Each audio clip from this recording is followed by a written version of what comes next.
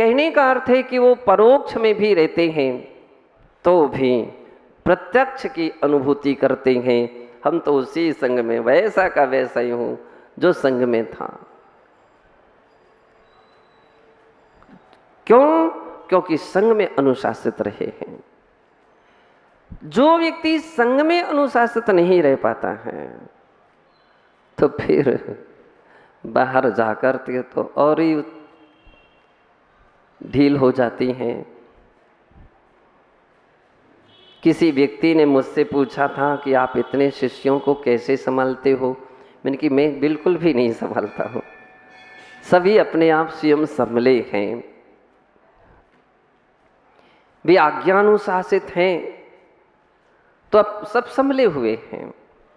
और नहीं होते तो हम कोशिश भी करते तो भी नहीं संभाल पाते।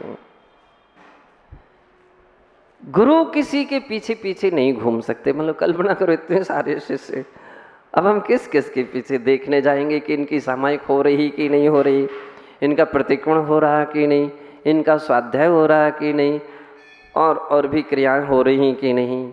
नहीं, विश्वास, केवल विश्वास है और उस विश्वास के बल पर शिष्यों पर बतलाते, गुरु पर शिष्य विश्वास करता है तो शिष्यों पर गुरु भी विश्वास करते हैं। हम हमेशा बोलते काम ऐसा करो कि उनका विश्वास ना टूट जाए, विश्वास ना टूटे। विश्वास बंधा है तो शिष्य कहीं भी होगा, कितने भी दूर होगा, वो समझ लो निकट ही है। अब विश्वास टूट जाए, अनुशासन टूट जाए तो कितना भी निकट क्यों ना होगा, समझ लो वो निकट है ही कहाँ, वो बहुत दूर है। बंधो, आचार्य भगवान इस मंगलाचरण में भगवान कितने दूर हैं, कितने दूर हैं अपन नहीं कह सकते, कितने दूर हैं। अरहंत भगवान विदेह क्षेत्र में हैं और सिद्ध भगवान सिद्ध शिला में हैं, इतने दूर हैं। फिर भी हम जब श्रद्धा से उन्हें देखते हैं तो क्या इतना दूर देखते हैं क्या? बोले भगवान और भक्तों में यदि इतनी दूरी रहेगी तो ना भक्त भगवान की कभी वंदना कर सकेगा ना स्तुति कर सकता है। श्रद्धा भक्ति में दूरियां नहीं, दूरियां समाप्त होती हैं और वो ऐसा ही महसूस करता है जैसे अपन सभी बैठे हुए हैं ना, ऐसा ही वो महसूस करता है कि मैं भी भगवान के पास बैठा हूँ, अपने गुरुदेव के पास बैठा हूँ। बंधो, ऐसे व्यक्तियों के द्वारा मंगलाचरण चमत्कारिक मंगलाचरण होते हैं, साथ ही सही मंगलाचरण होते हैं। और मेरा विश्वास है ऐसा जिसका मंगलाचरण है उसके कार्य में कभी विघ्न आ ही नहीं सकते हैं, क्योंकि मंगलाचरण का अर्थ है कि निर्विघ्न कार्य की समाप्ति के लिए मंगलाचरण किए जाते हैं। इतनी उत्कृष्ट जहां पर भावना होती है उसमें कोई विघ्न बाधाएं नहीं आती। यद्यपि शास्त्रों में 6 अधिकारों का वर्णन है कि 6 अधिकारों का व्याख्यान करके शास्त्र का प्रारंभ करना चाहिए। मंगल निमित्त हेयो परिमाणम नाम तहय कत्तारम बागरीय छ पच्छय बखाणो सत्थमारियो। अर्थात मंगल यानी मंगलाचरण, निमित्त, निमित्त स्वापर, निमित्त कोई ना कोई व्यक्ति विशेष होते हैं। मुझे नहीं मालूम कि आचार्य कुंद कुंद के इस ग्रंथ लिखने में कौन निमित्त थे, लेकिन कोई ना कोई निमित्त होगा। हेतु स्व और पर का कल्याण होता है। परिमाणम, और इस ग्रंथ का अर्थ परिमाण तो अपन नहीं देख सकते, असीम और अनंत होता है, लेकिन ग्रंथ परिमाण 36 गाथाएं हैं। नाम दर्शन पाहुड़ है। तो मंगल निमित्त हेउ परिमाणम नाम तह्य कत्तारम। और इसके कर्ता कौन है? दर्शन पाहुड़ के लेखक आचार्य श्री कुंद कुंद देव हैं। इन 6 बातों को बतलाने के बाद ग्रंथ प्रारंभ होता है। मंगलाचरण में आचार्य महाराज ने कहा, काउण नमोकारम जिणवर वसहस बड्ढ मानस। अर्थात जिनवर वसहस, जिनवर वृषभ और वर्धमान। अब इसके 2 अर्थ हैं। मंगलाचरण, अच्छा एक बार तैयार हो जाइए।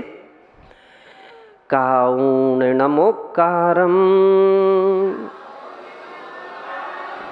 जिणवर वसहस बड्ढ मानस। दंसण मग्गम वोच्छामि जहा कमम समासेण।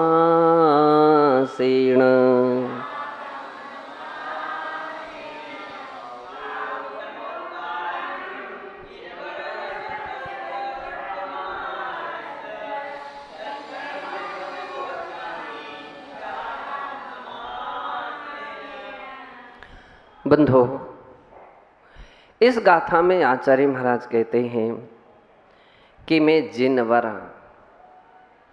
और कौन से जिनवर? कौन से जिनवर? अगर हम वसहस को विशेषण मान लें, वृषभस्य, वृषभ का अर्थ होता है धर्म,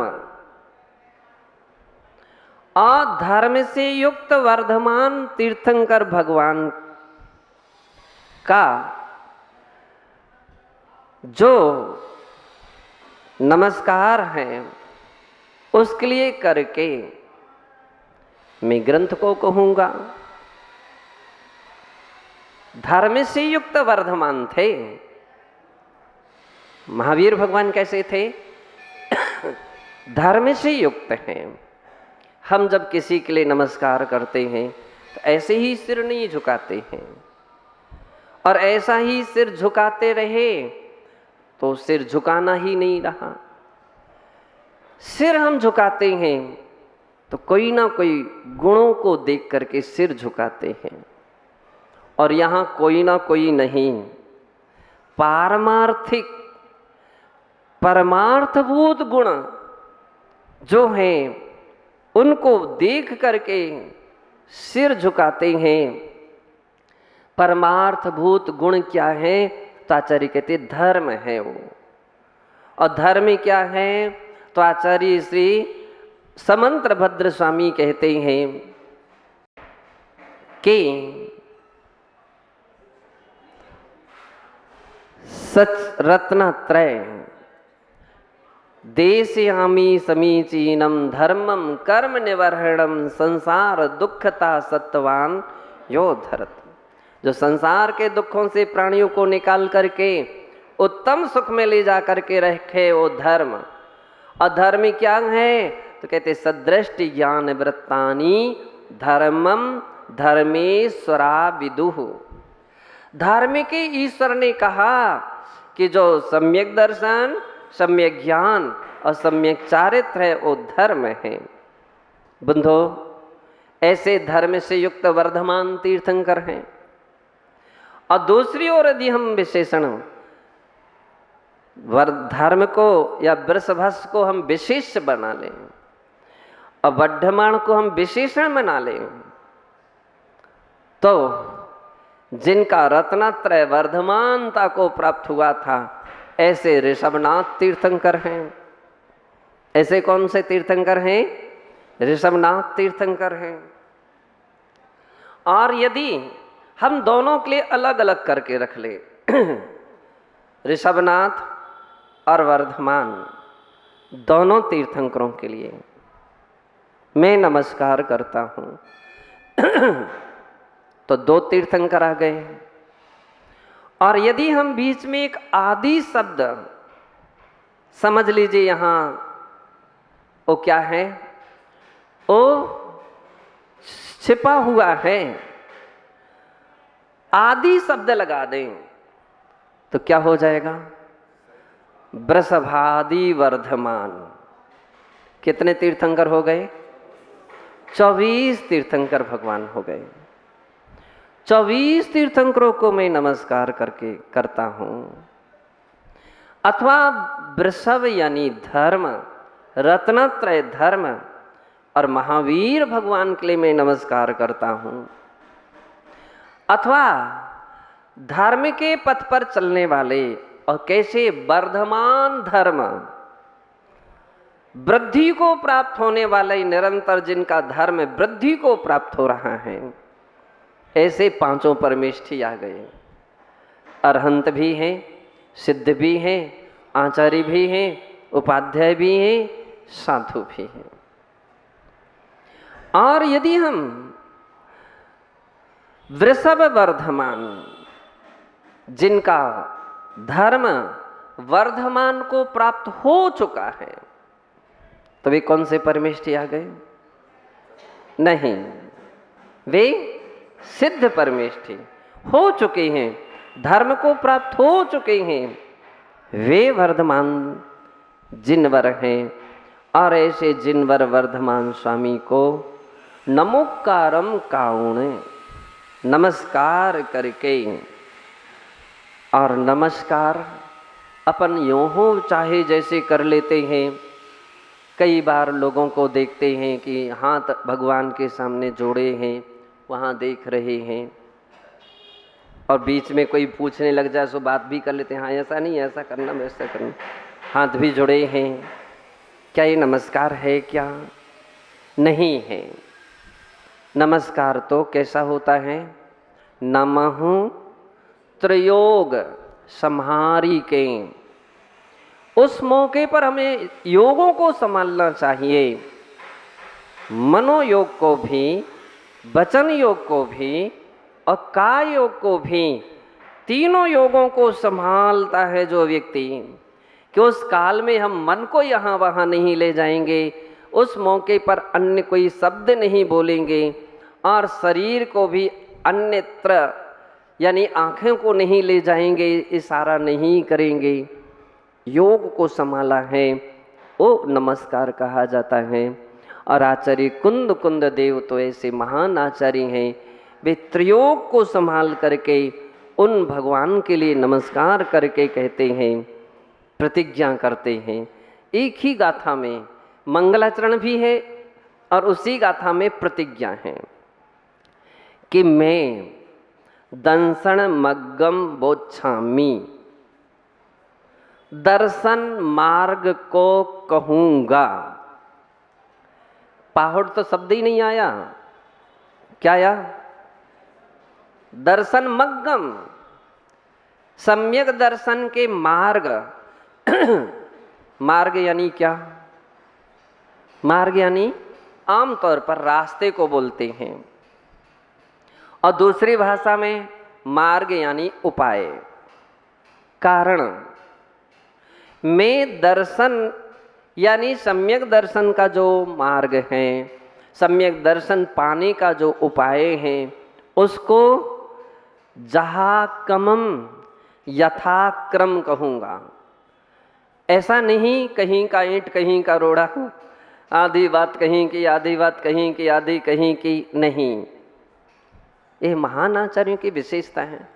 यथाक्रम कहूँगा और समासेण, संक्षेप से, बोच्छामी अर्थात में से दर्शन पाहुड़ नाम के ग्रंथ को कहूँगा, कि जिसमें संक्षेप से दर्शन के उपायों का व्याख्यान है, सम्यक दर्शन का वर्णन है, अपन जिंदगी भर सुनते रहे हैं सम्यक दर्शन, सम्यक दर्शन, सम्यक दर्शन, लेकिन कभी कोशिश नहीं की वो सम्यक दर्शन है क्या, कैसे पाना चाहिए, कैसे प्राप्त करना चाहिए।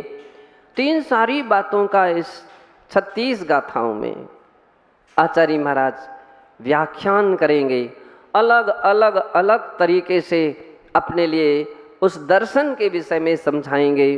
बंधो, बड़े हर्ष और आनंद के साथ अपन सभी उस पहाड़ को समझने की कोशिश करेंगे। आज इतना ही। जय बोलिए महावीर भगवान की।